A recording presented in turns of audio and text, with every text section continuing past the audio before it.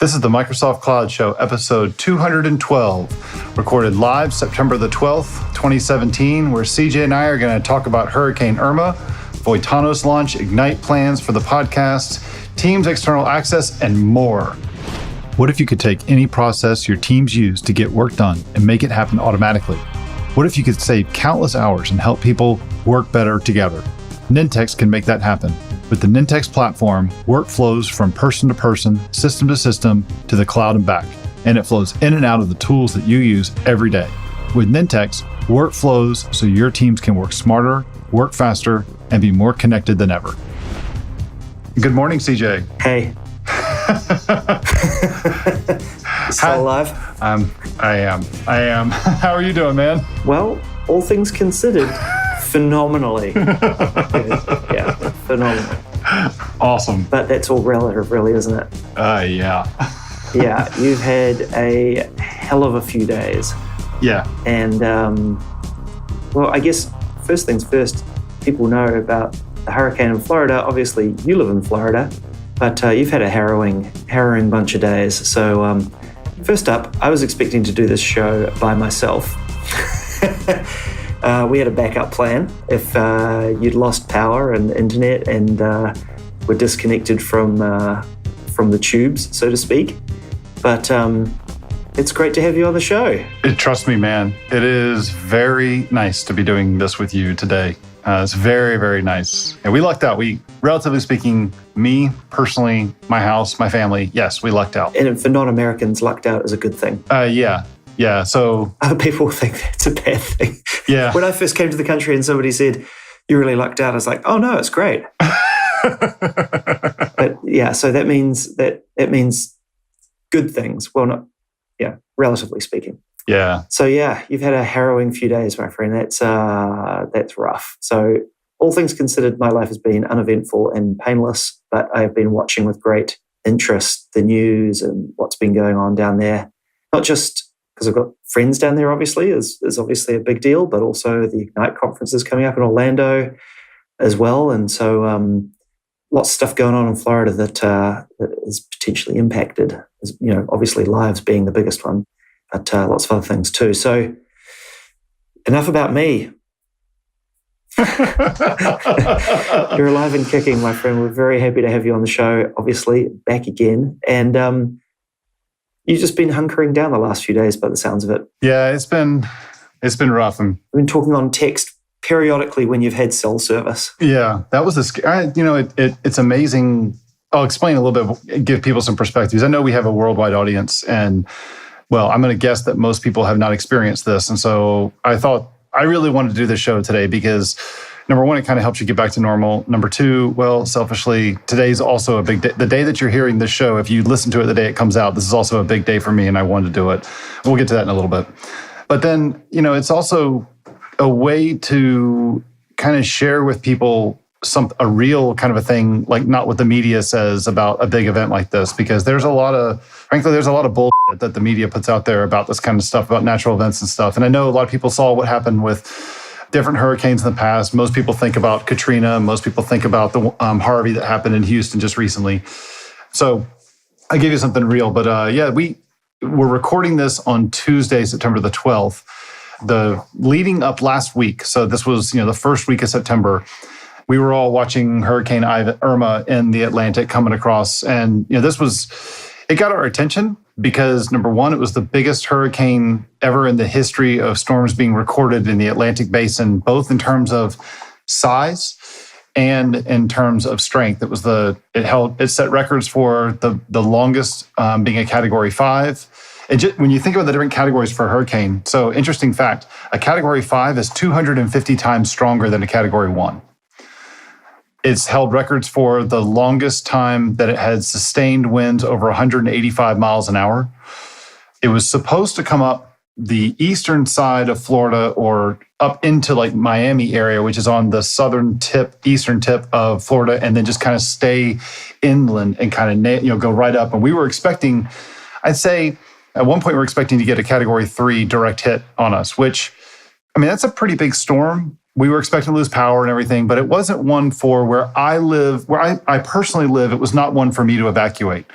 I had a lot of friends that did have to evacuate, but I'll get to that in a second. But then over the course of a few days kind of leading up to the storm, say like the Wednesday, Thursday, Friday, we went to, I'm losing track of the days, but I think it was either Wednesday or Thursday, what would that win? That would have been September the 6th or the 7th. With one update that came through, we went out to dinner and we're like, we're going to take a direct hit. This is going to be really bad. They shut the schools down on a Friday, but then 24 hours later, it's like, oh no, it's going to go over to the West Coast. But then for us personally, that started to really get scary because my sister-in-law lives on a sailboat in St. Petersburg, and she was looking at a direct hit. So the storm goes across, and then Saturday was kind of like the day that we're all on pins and needles. We're watching what's going on. The weather was beautiful, but it was like the calm before the storm. It's coming. Yeah. And there's nothing you can do. The city was shut down. Businesses were shut down. Nothing was going on. The roads were all clogged because people were trying to get out of South Florida. 60%, no, what was it? I think they said 1/3 of the entire state evacuated. Holy smoke. That's a lot of people. It's like 6 million people, and it's mostly from the coast, okay? People look at it, they look at me, they look at some of our friends down in Orlando. Some people might be familiar with people like John Ross and Randy Driscoll from Rackspace. They look at them like, oh, you guys are crazy. Why aren't you evacuating? Well, because we're inland. We're not in flood-prone zones. With a hurricane, you run from the water, you hide from the wind. And you can't evacuate like way in advance because number one, the roads are just ridiculously clogged. And then number two, is a really good chance you're going to evacuate into the path of the storm. And the last thing you want to do is be in your car in a hurricane. And that's what would have happened to a lot of people, because on Sunday is when it really started to nail South Florida. Sunday morning is when it nailed Key West and the Keys in Florida. And then it started to come up. It was supposed to hit Naples. So if you guys are listening to this and you're in front of your computer, go pull up a map of the state of Florida. And I'll kind of walk you through some of this. But it was supposed to hit Naples. Actually, I want you to pull it up too, because I give you a little bit of perspective there. So, and then I'm going to get you to zoom in at the end on Jacksonville. So I want to give you kind of some perspective on some stuff. So it was supposed to go in the southwestern part of Florida and just stay in just barely inland and then cross directly over Tampa Bay, St. Petersburg. And thankfully, that's not what happened. Thankfully, it went further north and didn't go northwest. And so it kind of came in and went between Orlando and Tampa. Oh, yeah, I see. Now, when it did that, the worst part of the hurricane is the eastern side. They call it the dirty side. So that's the one that's got all the tornadoes, the danger, and all that kind of stuff going on. And so our friends down in Orlando, John Ross, Randy Driscoll, those guys got they got beaten up pretty good. So we're looking at it going, hey, we're only going to get a Category 1. This isn't going to be nearly as bad. And that's Category 1 is sustained winds of 74 miles an hour or higher. So that's what we thought. We're like, okay, it's not going to be as bad. Now, the local weathermen are all telling us, this is going to be worse than the one that we got last year, Hurricane Matthew, that hit St. Augustine, which is just south of where I live. So this is now take your map and zoom into where you have Jacksonville going down to St. Augustine, okay? And so the storm was gigantic. It was absolutely huge. So it was still 400 miles across. The widest part of Florida's peninsula is 160 miles across. So even if this thing didn't even make landfall on the West Coast, the East Coast is going to be seeing storm surge. Yeah, it's covered. Yeah, so we were just absolutely covered. There's crazy pictures of like air traffic control and how the entire Southeast was void of planes. And it was really crazy. This is the part that I think that by now the news has come out, but this is the part that really has been decimating. So I'm not in Houston. I've seen the news from Houston. I've seen, I was not in New Orleans when Katrina happened, and I don't want to overstate what's going on. We're not Houston. We're not the fourth biggest city in the country. Jacksonville's got about 1.2 million to 1.5. It's not a small city though. It's a big place. So when you look on the map, I live in a place called St. John's, which is about almost directly in between Jacksonville and St. Augustine. So we got an experience. I'll back up a little bit. So the storm that hit us, I'm going to give you my experience then, and then I'll come back and I'll tell you why it's a big deal. So we started to get on Sunday is the day that really the storm was kind of impacting Florida. And all day Sunday, we weren't getting the impact of the storm, but we were getting what's called a nor'easter, which is a weather system that's kind of coming in off the Atlantic. and just dump. It's kind of like a tropical storm that's coming in off the Atlantic. So we got something like 8.5 inches of rain from 10 p.m. on Saturday until about 4 p.m. on Sunday. And that's me measuring it with my rain gauge in our backyard. And then the hurricane started to show up for us around 11 p.m. on Sunday night. And it got bad. I mean, we got some pretty strong winds. I know I was texting you at one point before we lost coverage. I was watching like live tweeting coming from Cape Canaveral of a tornado that was coming in off the Atlantic. It was nuts watching it. And then finally at around 2:45 in the morning on Monday morning, I guess this was yesterday, we got all of our power went out. So, and then something happened that woke everybody in the neighborhood up. And nobody really knows what it was, but everybody apparently got up at the same. We all got up at around like 2:40, 2:45. And we're all guessing there was probably some sort of an explosion from a transformer, electrical transformer, when we all lost power. But the funny part is that you jump on Facebook then, and we all still had cell coverage at the time, but we'd all lost power. And it's like everybody in the neighborhood, all the women were awake, but all the men were asleep. All the husbands were still sound asleep, but all the men were up at 2:45. How bizarre. Or me, it was 2:46, and I won't forget it. So we all go in the living room, and you're hearing like the wind just beating the house. And it is, I mean, it's imagine like a gas blower that you would use to clean off your lawn now, and then take the engine's noise out of it, but then take the air coming out and just blow it at your face. That's what it sounds like.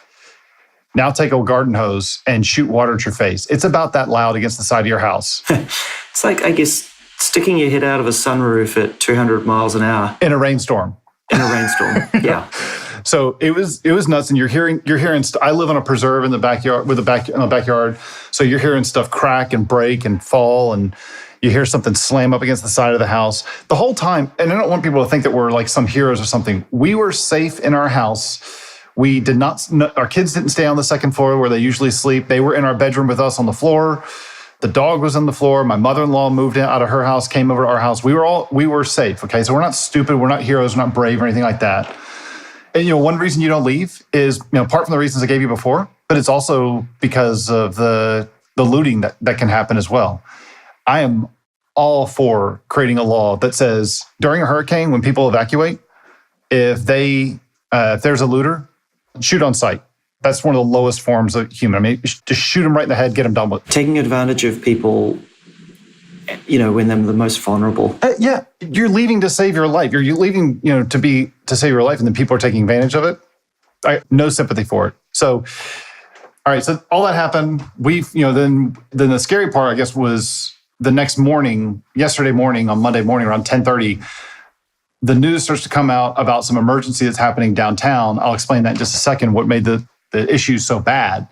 But then right about that same time, when the news starts coming out about the emergency, cell service goes down. And so we're now without power, without internet, and without cell service. And you can still do a radio, but it gets scary. And then it's scary, but then it's also incredibly concerning because you don't know what's going on. And you have friends downtown that are like that. So here's the thing that made it so bad for Jacksonville, even though we didn't take a direct hit. It was like the perfect storm. And I know this is kind of ironic because right before the storm, people were saying, why aren't you leaving? I said, look, just because it's Harvey and you see a special circumstance with a couple high pressure systems, I think I even said this on the show last week, you have two high pressure systems that made Harvey stay there and dump so much water on Houston, I think 40 to 50 inches in over a course of a couple days. Well, I mean, I guess here's the irony kind of kicking in. We had one of those special circumstances that I was brushing off. So that nor'easter that I mentioned earlier, that nor'easter, now that you're looking at your map and you're kind of looking at Northeast Florida, there's a river called the St. Johns River that starts down in Orlando. It flows north. It's one of two rivers in the world that flows north. The Nile in Egypt is the other one. And it flows north. You see it kind of goes up into Jacksonville. It makes a hard right-hand 90-degree turn and then goes out to the Atlantic and dumps out there. Yeah, and it's not small. Like, it's a massive body of water. Yeah, if you look at the part up by Jacksonville, right near, there's an interstate that goes across it, Interstate 295. That's 3 miles wide. Yeah, gotcha. It's a big river. Yeah, it's a huge river. And so here's the thing. That nor'easter, over the course of the 24 hours prior to Hurricane Irma showing up, it quadrupled the amount of water that was in the entire river from the Atlantic all the way down to Orlando. Now remember, that river flows north. Yeah, so it's blowing it all into the river, right? And pushing it up. And the river is massive. Like, I'm just looking at it on a map here, and it goes for a long way. So when you say like quadrupled the amount of water, like, that's a lot of water. It's a ton of water. And now here's the other thing. So this gets your eyes to open up. Remember, Houston had 50 inches of water? Jacksonville had 25 inches from the hurricane and the nor'easter. Now, then when the storm passed by us, and I'll put a link to this in the show notes. The newspaper did a really good job of this. It was the title of the article was "The Wind Subsided and the Rain Stopped, and then the Emergency Began." And that really is that's what we found out about on Monday morning around 10 o'clock, and we lost cell service. Once the storm got past us, then storms rotate in a counterclockwise motion. So now the winds are coming from the south, and they're pushing all that water from the southern part of the river that already flows north up towards Jacksonville. And high tide from the ocean hit, and it's a full moon. And you see that choke point right up there at the top of the river where it gets real narrow. It goes converging pressures, and yeah. And it just, next thing you know, we've got a ridiculous amount of flooding downtown. I'll put links to two Facebook, public Facebook pages from a news place, and it's called the 904 Happy Hour. It's not a drinking thing, but it's 904 is our area code, telephone area code. There's a lot of pictures in there, and it just shows before and after pictures and stuff. And man, it's nuts. It's devastating. It is. It is. It's going to take, and it's the sad thing is that even as we're recording this, it's not over because all the water has not come up from the southern part of the river basin. And every time there's a high tide, the flooding is going to get bad again. So yeah, it's going to take a long time to drain and slowly get back to empty. Right, where there shouldn't be water again. It's going to take a long time to drain. I mean, the river is massive, and it looks like most of it is upriver of Jacksonville, right? So the most of the water is upriver, which is south, I guess, and into the big lakes and all that sort of stuff that are down there. So yeah, that's a lot of water to get back out into the ocean, I guess. And it's going to take days. Yeah. And then you've got Hurricane Jose that's out in the Atlantic, which is not supposed to threaten Florida, but as it goes by, it's going to cause a bit of a storm surge. So hopefully we can dump all the water out by then before it pushes it back at us. Yeah, it's going to push more around. Man, oh man. I mean, it's like you said, it's the culmination of things that really made it suck so hard for you guys. That, because I was watching it and I was like, oh, this is, it's taking the right track in terms of, not just landing straight on top of Jacksonville, right? But then you're talking about all the water up the river and the storm surge as well, and the nor'easter pushing it all in and everything. And, you took a direct hit regardless of whether it went over the top of you. Just a combination of side factors sort of added up to almost probably worse than if it just rolled over the top of you. I know I'm a little partial to this because I live here, and I know that I may be looking at this through rose-colored glasses, and it's still fresh. It's only 24 hours removed from this. But it sure feels like, even though we didn't take a direct hit, it sure feels like Jacksonville got the worst of this storm of the entire state. Yeah, I mean, it's definitely, I know this is not really a proper measure, but it's all over the headlines in terms of mainland sort of fallout from it, right? Yeah, there's a couple of spots, obviously the Keys that took, Key West and all that took an absolute hammering. But on the mainland, I guess that's not considered mainland. I don't know. The main bit of Florida, anyway, Jacksonville's, although is in the most northeastern part of the state, arguably the furthest away from Key West that you can get. Oh, it pretty much is. It has taken a huge amount of damage. Yeah. It dominates my news. It dominates my attention right now. But yeah, I'm really curious just to take a step back and look at it from a national news kind of perspective and just saying, what are they saying about the storm? Where are they highlighting? Where are they highlighting everything? I mean, I know that Tampa was the target for a lot of it, but yeah, they managed to dodge quite a lot of it, right? And or the bad effects at least. But I think Miami. Miami took a fair amount of flooding and things like that, but it seems like most of the damage, the really bad stuff, is down on the southwest, I guess, coast, and then down in the Keys. From the headlines anyway, but, who really knows? with the media. It's just, it's crazy. It's crazy. This thing was so big. It affected the entire peninsula of Florida. It's a massive area. Perspective. From Jacksonville down to Miami, that's a 5.5 hour drive. That's the size of California. Yeah. And then from Miami down to Key West, that's another 5 hour drive. If I left my house to drive to Key West, it's a 10-hour drive and I'm staying in the same state and I'm basically driving one direct. I'm not zigzagging. I'm on a beeline all the way down. Yeah, it's a long way. Yeah. And then not to mention all of the islands. Oh, God, yeah. That are just little dots in the ocean that just took an absolute pounding by this. And it was tough because you could see it from days away, right? And going through Antigua and Puerto Rico and the Dominican Republic, all the way up there past Turks and Caicos. Have you seen, there's been some interesting satellite photography before and after for things like Turks and what's going on there and stuff. And it's going to take a long time to recover, that's for sure. I'm trying to find a picture it's got a little bit of off-color language in it, but I want to read this meme if I can find it really quick, because it really does tell you exactly how it feels when you're leading up to this. It is, hurricane memes are always funny. So, I just still got your sense of humor. Yeah. When you're waiting for a hurricane to show up, because these things are going like 15 miles an hour, maybe 8 miles an hour at one point. This is like waiting for your dad to come home from work to beat your ass, and the weatherman is your mother threatening you that he will or he might not. That is exactly how it feels. Oh man, yeah, because they are slow moving, across the ground, so to speak, going in a circle. But yeah, so it's, I mentioned it last week. I think it was kind of like the scene out of Austin Powers with the steamroller. Like, if you can't move, the steamroller's coming, but you're like, no. But eventually it'll get you. It's a lot like that. I mean, it's just, and I know people are going to, they're going to say, oh, you should have left and all that kind of stuff. No, I don't think I should have. I think we did the right thing. I am going to buy a generator. I'm not doing that again.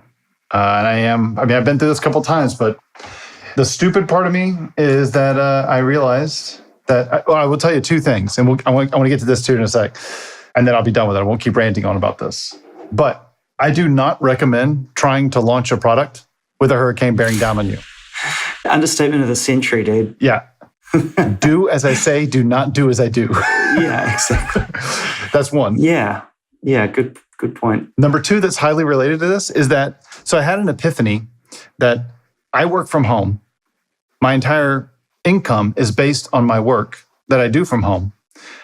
I'm trying to do a product launch from home. And I could have bought a generator and as a work expense because I couldn't work when I was down. And you know when I had this epiphany? In the middle of the storm when I can't fucking leave and I've got no power. Yeah, yeah, a little too late, dude. Well, yeah, we have a generator. It seems like a very strange thing for a lot of people that you don't own generators, but we lose power probably twice or three times each winter, just briefly, like for less than 24 hours.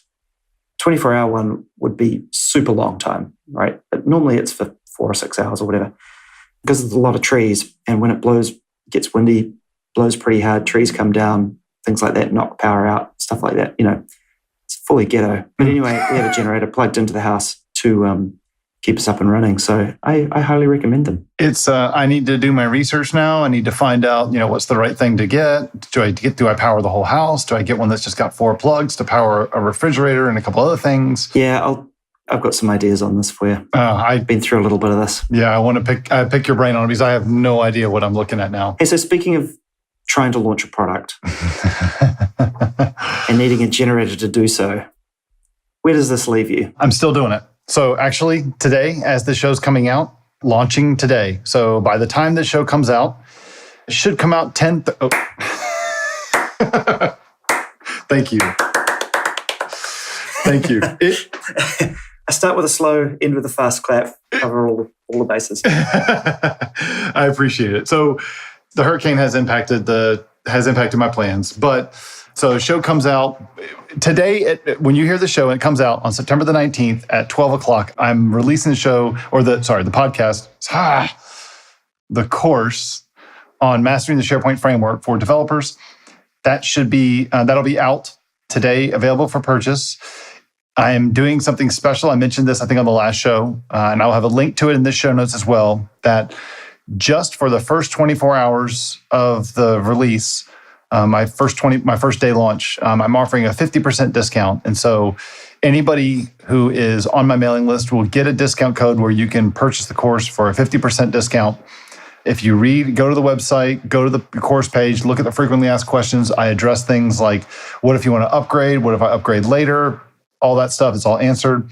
If you're not on my mailing list, go get on my mailing list, say you're interested in the course, go to the course page itself and try and sign up for the notify me bit, or there's a little widget that pops up at the bottom. When you go to sign up, even if it's after 12 o'clock that day, we will have the code in the email that you get back after you confirm your subscription. So you will get that code as well. But I want to stress that code is only available to use up for the first 24 hours. So it will not be available after. So it's going to expire. It'll expire on September the 20th at 11:59. So, but I mean, the course, you can still buy it after that. Just can't get the 50% discount. Sure. But well, this is a huge milestone for you, mate. I'm really, really happy to see you get this out and done. And we had a good chat at Ignite last year about your plans to do this, and I know it's been a long road of planning and making sure that you've got all your bases covered and that the content is great. And it's been a long road for you. And if anybody has seen any of your content before, which I'd be surprised if there are any left that haven't, I don't think it's an understatement to say that you pride yourself on high quality, accurate, and useful, I guess, content. And I know that sounds a little silly, but there are a lot of people that put out stuff that is just interesting, but not that useful, not that practical. They don't really understand it to the same level of depth that you do and things like that. And so anybody that's consumed any content from AC before, I think will back me up on this, but your stuff is high quality and people know you for that. And so getting this far has been a tall order, right? There's been a lot of effort go into it that I've seen you put into it. And everybody that buys this will benefit, obviously, from your hard yards. And so the fact you're giving people 50% off, that's a big deal. Like, that is a huge deal, I think. And that they're very lucky to be getting it. But obviously you're getting a great product at the same time. And so, yeah, I think it's a massive milestone for you personally getting this out, obviously.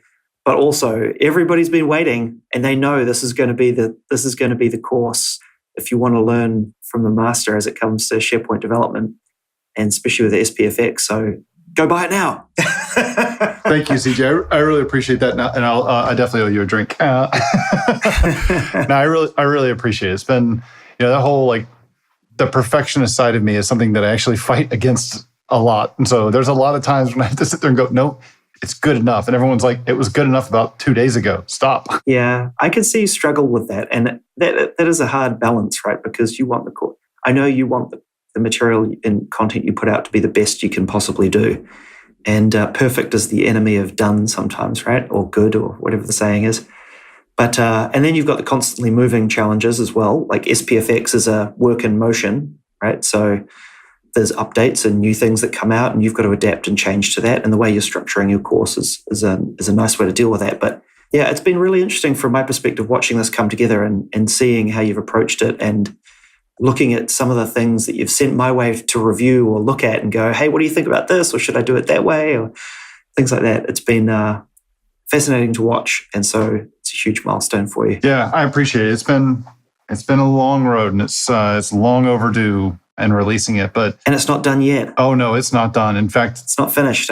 No, it's not done. I have plans for 40 some odd chapters. In fact, when you go to sign up for the mailing list, those of you who are on my mailing list should have already gotten this link in one of the emails, and everybody that signs up for it will get it as well. But there'll be a PDF where you can download all the plans for all the chapters that I have in the course. So you can see that even though originally I was going to try and I was planning on releasing this as 10 chapters, but frankly, the hurricane messed me up big time at the very last minute. And I'm only going to be able to go live with 7.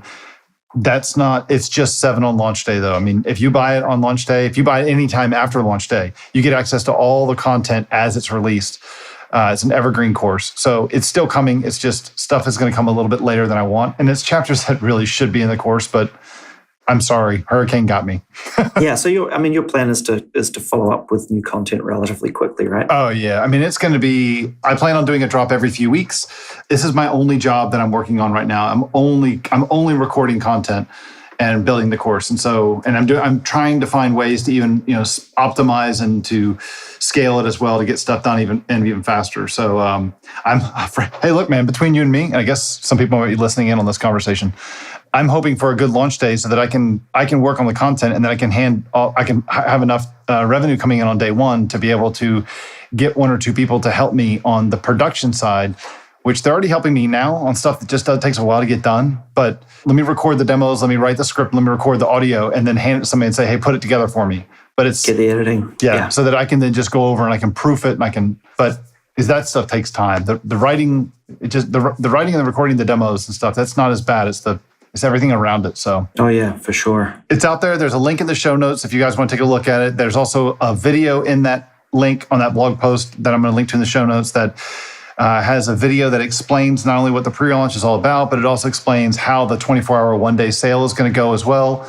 I will have a discount available for the course for people who want to buy it after this big 50% thing, but it's not going to be anywhere near the 50%. I think my plan is to have it available at a 20% discount until the course is completely finished. And then once it's content complete, the discounts kind of go away. So the sooner you act, the more you save, yada, yada, yada. Yep. So nice. Hey, man, I'm just going to tell you one thing. That conversation that you and I had at Ignite last year in Atlanta, before we left on that day, and then realized, oh shit, you got to catch a flight and I got to get on the road. That's right. Was oh my God, I'm going to miss my flight home. Yeah. Whoops. It was. I really appreciate it. It was for you guys that are listening to the show. CJ and I were working originally on a startup, Curb, to do some virtual machine management and stuff. And at the time, that's what I was still working on. And CJ, when I was kind of, I wasn't looking for permission, but I was kind of just throwing it all out there. Just like, man, just trying to get it all done and da-da-da. And CJ just kind of looked at me. We were having lunch and he's like, give me a WTF are you doing, man? You know how to teach. You know how to do content. You know how to educate people. Do that. Stop doing this thing. And I don't know what it was, but that wasn't the permission that I needed, but that was like the slap in the face of going, you know what? And then jumping in the car for 5.5 hours to drive home from Ignite to think about it. I was like, going, you know what? This is really what I should be doing. So it shouldn't have taken a year. Well, that's a different thing, but yeah. So it was kind of funny. We had the conversation at the end of Ignite. At least it wasn't a full year. I'm actually doing it right before Ignite. So no, and to be fair, you haven't been working on this full time the entire time. You've been doing lots of other jobs along the way as well. So, but yeah, you sort of explained your predicament to me at the time, and I was like, sorry, wait, what's the question? Like, I vividly remember. I was like, this seems super obvious to me. Like, but that's because I was at a distance from it in some ways, and I needed that. Yeah, but it worked out. It worked out well. Hey, if anybody's interested, go check out the link that we'll have in the show notes to go. There's a blog post that explains it. You can go to the site. You can sign up for the mailing list on the site. If you sign up for the mailing list, you go to the interested in mastering the SharePoint framework course. You should get an email back that's got the 50% discount code in it. Sorry, you're going to have to confirm your subscription, and then you're going to get the Interested in the SharePoint Framework course. If you don't get that discount, make sure you email me, andrew@voitanos.io, so that we can get that code to you quick, because, I mean, we're serious that we're not, frankly, I can't afford to do a 50% discount for more than one day. So, but we will make sure we get it in your hands. We'll make sure we get it in your hands. We'll get you all set up. You'll be good to go. And that's that. So, hey, really quick too, Ignite stuff. You want to update people what we're doing? We said it a little bit last week, and give people a little bit of a rundown on that one real quick. Ignite coming out. This is like super close. This episode is coming out the Tuesday before Ignite. Last week, we explained on our show what our plans were. We have a live show. It's at 11 a.m. on Tuesday. T-minus 5 days or something, I guess, when this comes out. We have a live show that's going to be on the Tuesday of Ignite. You can go to the podcast center at Ignite to see that. That's going to be in the main building, the main north-south building where the keynotes are, where registration is and all that stuff. It's a big setup. It's a bigger setup than last year, but a couple things about it that we learned since our last episode. First of all, we're not going to have an easy way to do question and answers during the show by people writing down their answers and giving them to us. The way it's going to be set up is they're going to have a limited room for about 20 people to be in the same room with CJ and I doing the broadcast. So make sure if you want to do this, you're going to get in there early. At the last time we checked, which was last week, I don't know if you want to check this, if you have the ability to check this while we're still recording this show, but the last time I saw, we had something like 586 that had put this on their calendar. There is room for 20 of you to be in the same room with us. And then there's like a fishbowl kind of room with a TV. You'll be able to see us recording, but through a glass window, and earbuds to listen to it for an additional 90 to 100 people. So there's room for about 100 people to see it live. We'll have stickers there. We'll have stickers there. It'll be a lot of fun. If you have questions during the live show, please tweet us at MS Cloud Show. That's the best place to do it. And put a hashtag of live show or Ignite or something like that. Something that we'll be able to see. We'll have our computers up. We'll be doing it. And during a part of the show, we'll definitely be covering that. Your eyes just got really big. I think you just saw the number. Yeah. So far, 609 people have added it to their session browser or builder, I guess. You know, that makes me feel so good because last week they had a call with all the podcasters that are going to be there. And they were saying how many people are expecting to show up to their show, and they're like, somebody's like 100 and whatever, and someone kind of chimed in. They said, yeah, we're going to beat the MS Cloud show. We have like 160 that have gone through and registered. And I was like, well, we're at 586. So, I mean, I guess you got room to catch up. And they're like, oh my God. I'm not entirely sure what to expect, honestly, AC. Like, I hope some of you guys who've put this on your session calendar show up. We'll be stoked if we get 10 or 15 people. But if we get a couple hundred, it's going to be a riot. But yeah, 20 people were going to get in the room with us. But the room right behind it's behind a glass thing, right? Some sort of glass sort of... It's a restaurant. Barrier or something. Gotcha. It's a restaurant that they're taking over. Yeah, so there's some sort of glass in the way or whatever. But you will still sort of be part of the audience. You'll see it all going on. You'll be able to listen in live, all of that sort of stuff. There'll just be a bit of glass between us. So definitely show up early if you can to get a good spot. But 609, yeah, we may need to do a rerun at some point. You want to hear something funny? I just hope if anybody shows up, dude. It's my worst fear is doing a session and nobody shows up. So here's the funny thing. So after the call, the podcast people, the people running the whole thing, when we told them, when I put on the chat in the Skype conversation we were having with them on the video call, and they're like, do you really have 400 or 500 or something? And I'm like, at the time I said we have 400. I said, I don't know, let me check. And I looked and I'm like, oh, it's at 586. And so we had this side conversation. They're like, so you guys need to make sure you show up early, and we need to make sure that we have somebody there to help kind of control these. If you guys have this kind of a crowd, we're not expecting this. I was like, sweet.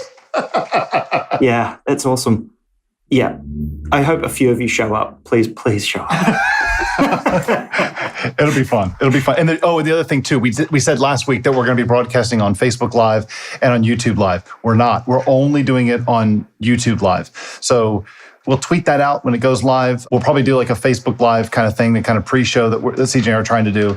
But they're only simulcasting on one medium, one channel, and we chose to do YouTube as our channel. So, or they actually recommended we do YouTube. So we're using YouTube, and it's all set up. So 11 a.m. on Tuesday, East Coast time, was that GMT minus 5 hours. And also a reminder that we will be picking a couple of people who've submitted questions, hopefully from the in-person audience, to hopefully ride with us to go see a rocket launch on Thursday, which, let's be honest, I think the percentage chance of that actually happening just plummeted in terms of the actual rocket going, but we will see.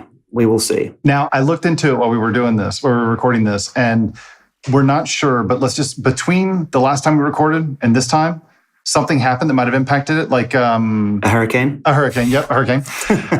So there was supposed to be a launch on September the 14th by the same company, the same style of satellite that was going to go off, that now is kind of up in the air. It doesn't have a date on it right now.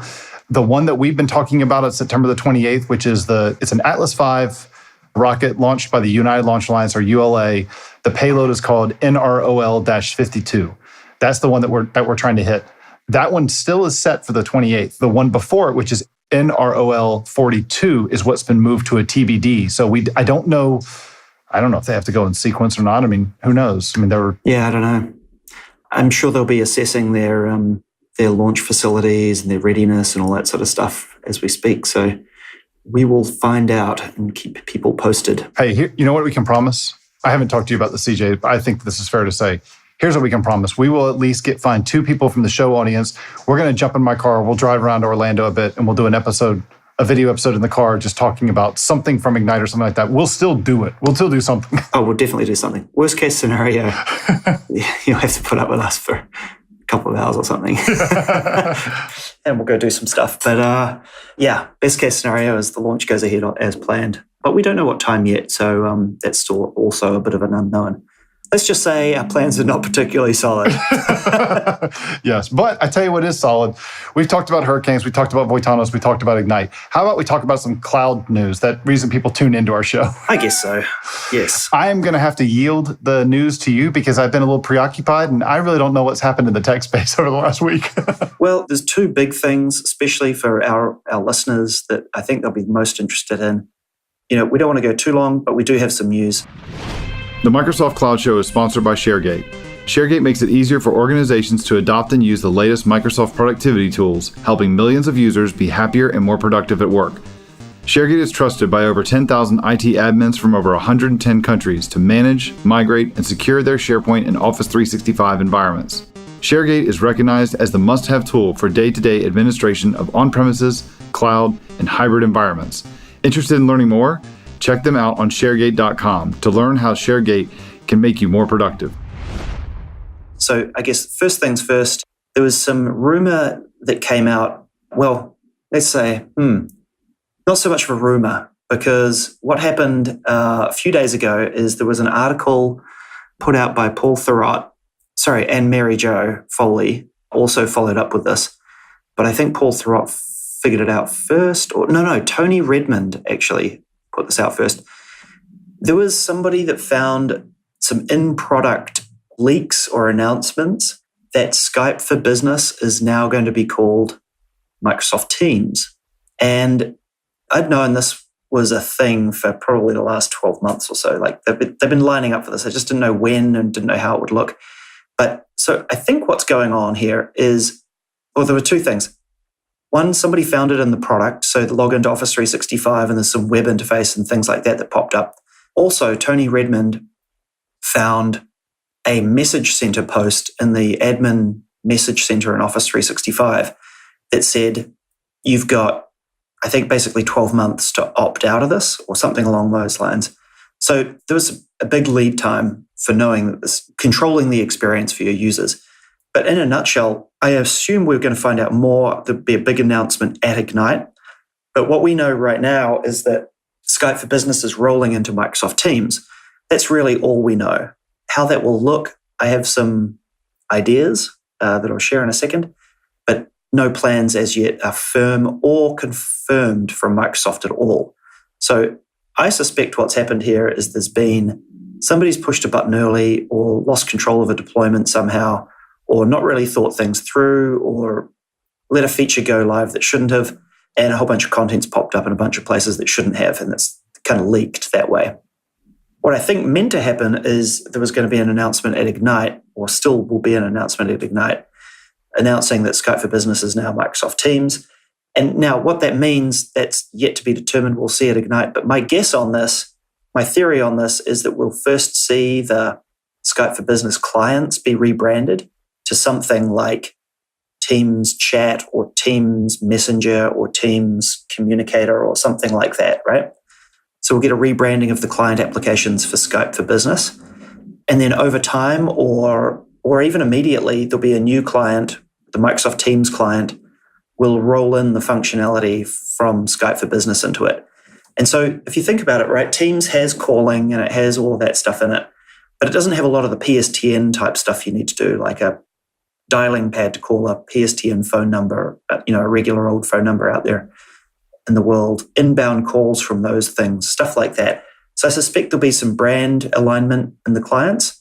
I know you love Microsoft rebrandings, AC, so you'll find this one extra special. And then some client consolidation to probably get down to one client over a period of time. I'm not entirely sure what this means for Skype for Business Online, as in the actual service behind the scenes, how that will be branded. because there's a lot of features in there like inbound and outbound calling, like PSTN calling plans, phone number management and call routing and all that sort of stuff. I suspect there'll be some brand rejigging on that as well, but maybe it will be called like Office 365 PBX or Cloud PBX or something along those lines. So yeah, but I think for the most part, what we'll see is mostly client alignment to begin with and consolidation to one client. This is going to be interesting to see how they manage it because, when I tweeted about this, I already had some people reply and say, but I don't want to roll out Teams yet. Our organization is not ready for Teams to be rolled out. And so it'll be interesting to see what controls Microsoft give customers to control the rollout, whether you have to deploy Teams to be able to use the new client and all that sort of stuff. Do you get to turn off all of the sort of the Teams and groups aspect of it and just use the calling and IM and chat type aspects of it?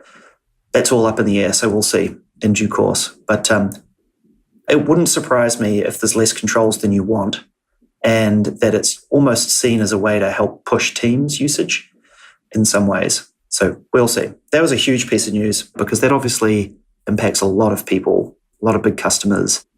A lot of people use Skype for Business for IM, and at Hyperfish, we don't have phones on our desks. We just use a headset with Skype for Business for inbound and outbound calling and things like that. So kind of a big deal. It's going to be, this will be interesting. I don't want to give grief for Microsoft, rebranding and all that kind of stuff. It'd be interesting to see. I think that, one thing that I think people should keep in mind before you kind of have a negative or a questionable kind of outlook at this, if I'm not mistaken, it's the Skype team that actually built Microsoft Teams, and it's been that way from the beginning. So this has been in the plans for a long time.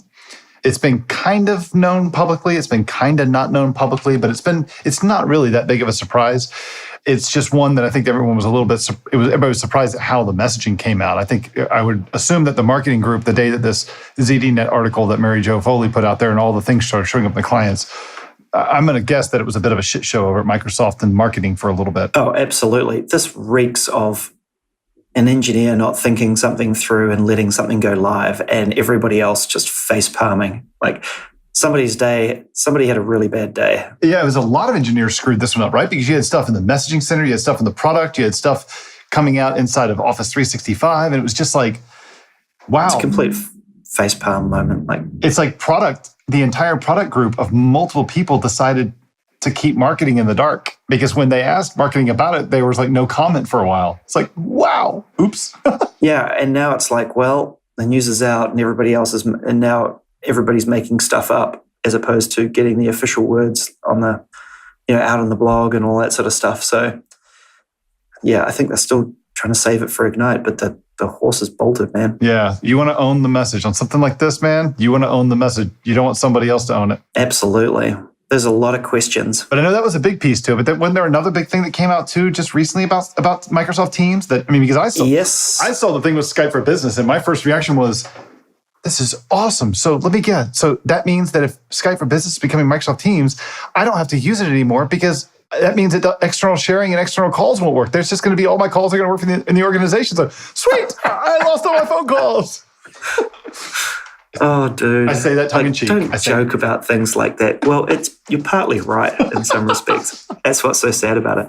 So there has been some news about external sharing in Microsoft Teams. You'll be pleased to know, AC. This came out yesterday. There's a number of blogs, but one in particular by Alex Simmons on the Azure Active Directory side of the fence is the most interesting to me, I think, which is how they're enabling external access into Microsoft Teams. They call it guest access into Microsoft Teams. So it's enabled underneath the covers by Azure AD B2B, right? Which is the ability to invite another identity into your tenant and give it some permissions to things, right? So you're saying, hey, AC, I'm going to give you access to my Teams environment by adding your Office 365 identity and let you in that way. Now, the big confusion about all of this is Teams launched without Microsoft account, MSA, Live ID, at live.com, at hotmail.com, at outlook.com addresses. A non-Active Directory account. Non-Azure Active Directory account. That's what I mean. Yep. Into Teams. So the first thing people are going to want to do, like we tried yesterday, is open up Teams and try to invite a partner who's given us their live ID. Doesn't work, right? Can't find this user or some note to that effect. Also, not a particularly helpful error message because you're like, well, why can't you find them? You're Microsoft. You know what their MSA is.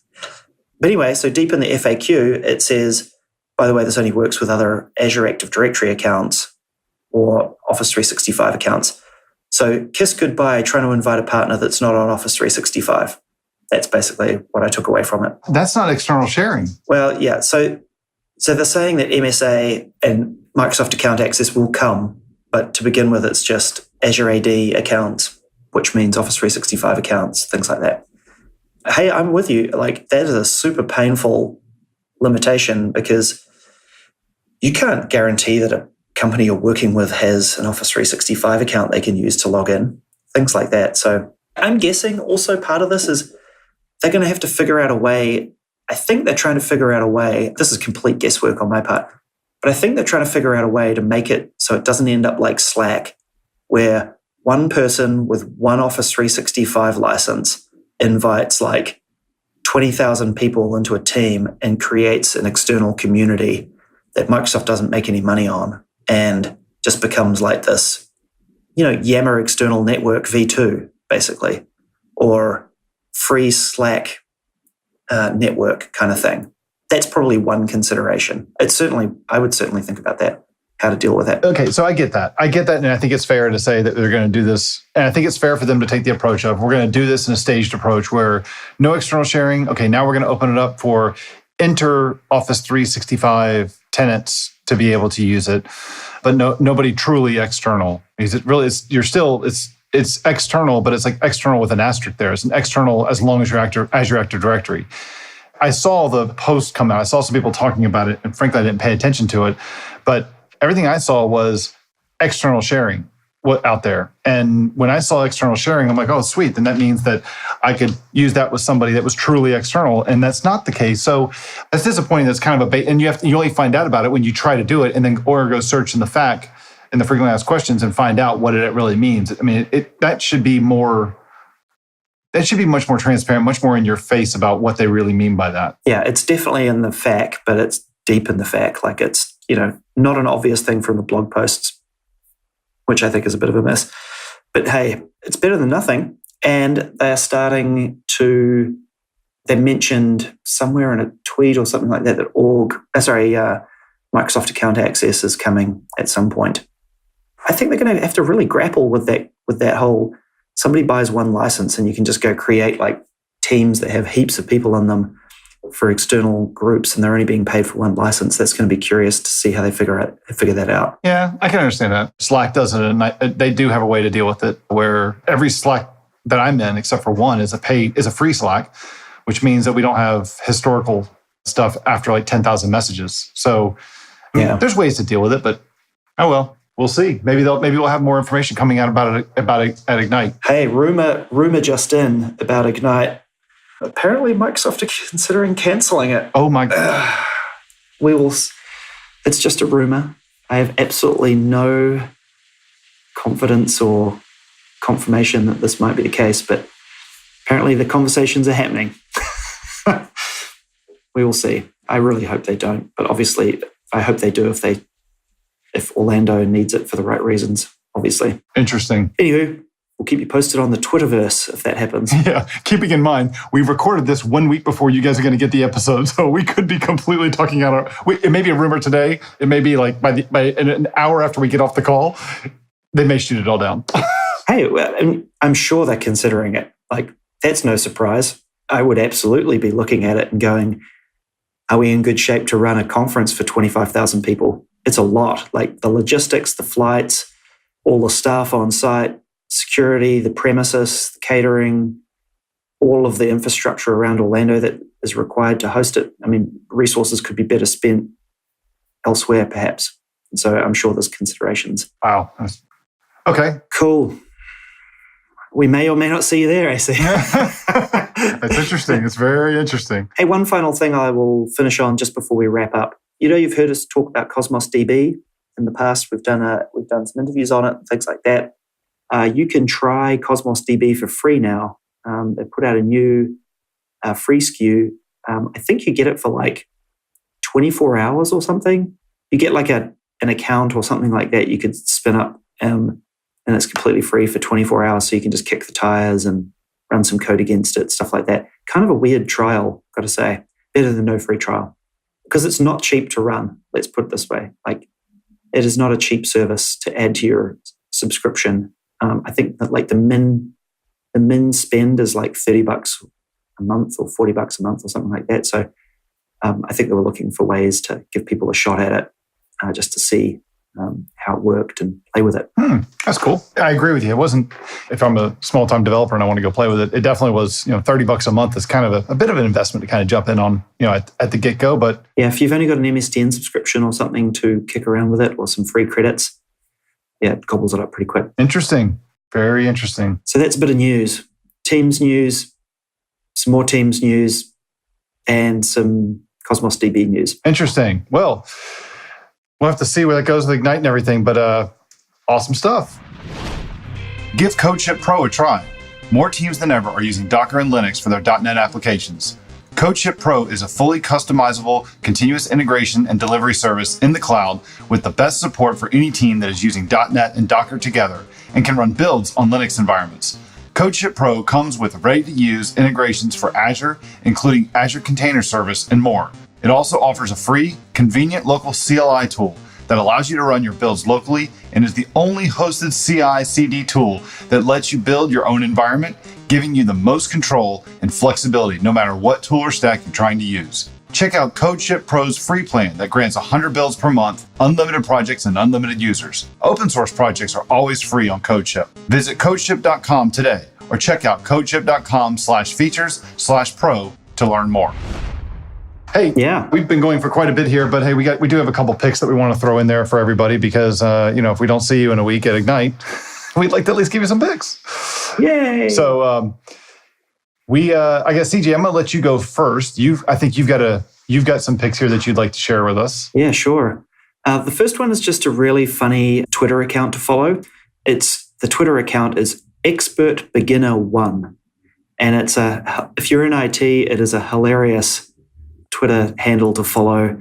They tweet out some really interesting, funny commentary that's so on the money it's not funny, especially about development and product management and design and all this sort of stuff. So Expert Beginner 1 is a good Twitter handle to follow. That's pretty cool. My second pick is based on the Equifax credit reporting agency breach. There's a guy called Patrick McKenzie who blogged about identity theft, credit reports, and you. And apparently he used to work, or at least used to help out with people with getting their credit sorted or things like that.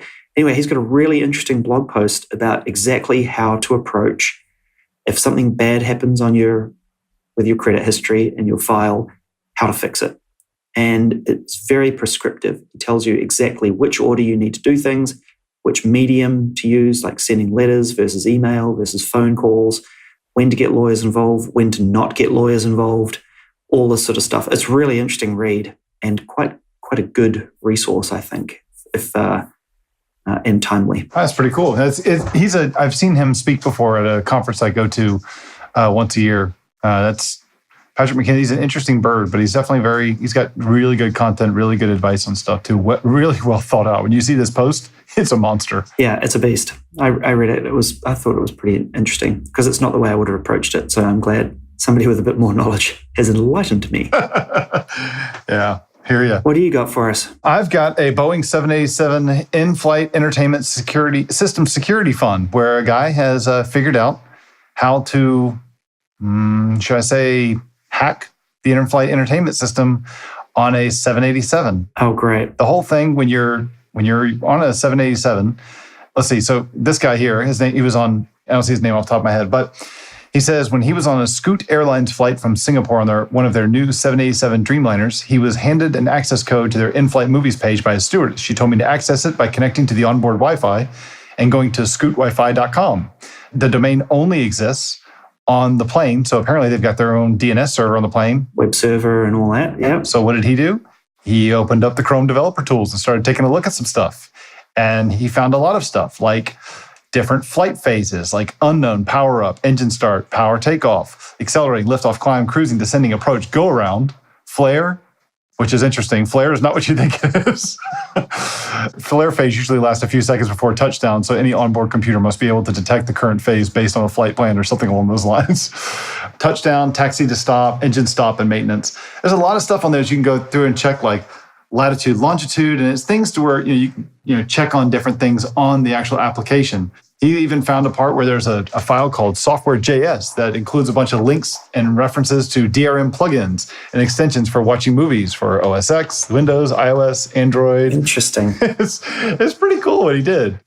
But he just kind of picked around. So long as there isn't a take control of aircraft.js, I think we're okay. I don't know if it's a pilot, I'm okay with that, but No, I'm kidding. I'm kidding. I'm kidding. Somebody controlling it through a browser? Hell no. Well, I'm okay if it's Chrome, but if they do it in Edge, we're screwed. Yeah, fair enough. Oh, God. Yeah. No, I'm kidding. Oh, man. It's interesting, though. There's some stuff on there where you can tell the guys, it's got a ports, was it 80 and 443 running an Nginx server. Nginx, yeah. Yep, Nginx, flubbing that one, with an SSL cert, a couple other things. It's a Linux-based OS that's going. He tried it out with on a different plane that he was on too, and it same deal. Yeah, I've always wondered about that. There's a couple of airlines in the States that have that whole, connect your laptop and you can browse the tubes and like in-flight entertainment and stuff like that. And so they're obviously running some local infrastructure to do that, but I've never really poked around in it. It's interesting. Huh. I don't want them to abort the flight and kick me off and get me arrested, so I haven't played around with that yet. Yeah, really? That's not... Oh, interesting. Yeah, maybe on the way to Orlando. There you go. Hopefully on the way to Orlando. Yeah, hopefully. We'll see. All right, dude. That's a good pick. I like that one. I'm going to read it. Read the whole thing. It's a fun one. So at any rate, well, that was a little bit longer show than we normally do, but I hope everyone enjoyed it. Hopefully you learned a little something about hurricanes too, and kind of got the behind the scenes of it, but I'm looking forward to getting back to normal. Yeah, like I said at the beginning of the show, man, I'm glad you made it through in one piece, and and that your house is okay and your family's okay. Yeah, definitely. So if you guys want to see like a live tweeting and stuff, go back, find me on Twitter at Andrew Connell, and just watch the stuff from September the 9th, 10th, and 11th, and you'll see a nice stream, and I apologize for some of the stressful, colorful language at some points. I think you're more than warranted. Yeah. All right, CJ. Excellent. Hey, have a good one. Next time people hear the show, it'll be a live show from Ignite. We hope it'll be a live show from Ignite. Yes, I hope to see you soon. All right. We'll have a beer then. There we go. Definitely will. All right, dude. Catch ya. Bye. Did you like this episode? Please tweet about it and drop a 5-star review in iTunes.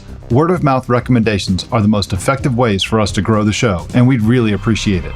If you have a question for us, go to microsoftcloudshow.com/questions, where you can submit it as text or record it as a WAV or an MP3, and provide a link so that we can play your question on the show. Our theme music is brought to you by Keith Ritchie. For more information on Keith's music, head to music.kritchie.com. You can subscribe to us in iTunes and the Google Play Store by searching for the Microsoft Cloud Show, or via RSS at microsoftcloudshow.com, where you'll also find notes of each episode. You can also find us on Facebook, searching for Microsoft Cloud Show, or on Twitter at MS Cloud Show.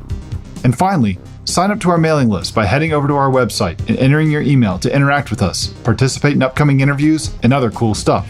Thanks for listening. We'll see you next time.